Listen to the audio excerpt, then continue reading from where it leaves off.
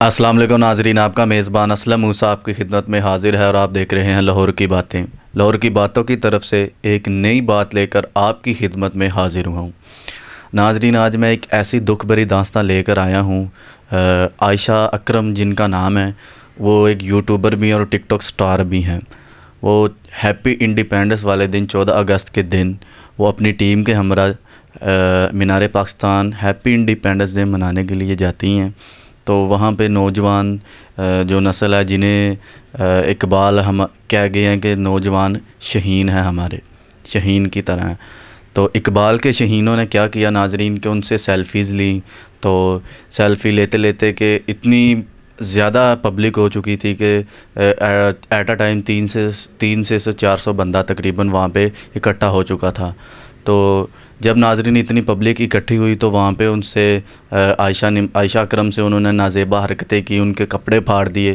تو وہ اتنی تنگ آ چکی تھی کہ قریب ایک تالاب ہے مینار پاکستان کے اندر، تو وہ ایک انٹرویو کے اندر وہ کہہ رہی ہیں کہ میں اتنی تنگ آ گئی کہ مجھے اس تالاب میں دل کر رہا تھا کہ میں چھلانگ لگا لوں۔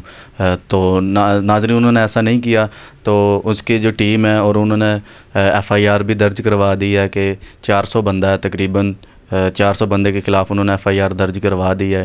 تو ناظرین، آپ دیکھ سکتے ہیں کہ انہوں نے کپڑے بھی اسلامک طریقے، جو ان کے کپڑے بھی پورے پہنے ہوئے تھے، کہ جس طرح لڑکیاں کپڑے پہنتی ہیں شورٹ سے، اس طرح نہیں تھے ناظرین، وہ کپڑے بھی ایک پورے پہنے ہوئے تھے انہوں نے۔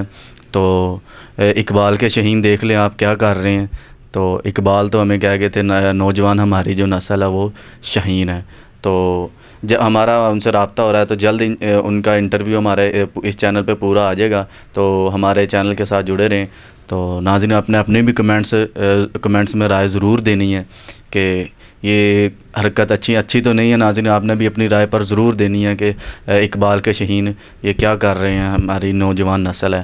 تو اسی کے ساتھ اپنے میزبان اسلم موسیٰ کو اجازت دیں اور دیکھتے رہیں لاہور کی باتیں۔ پاکستان زندہ باد۔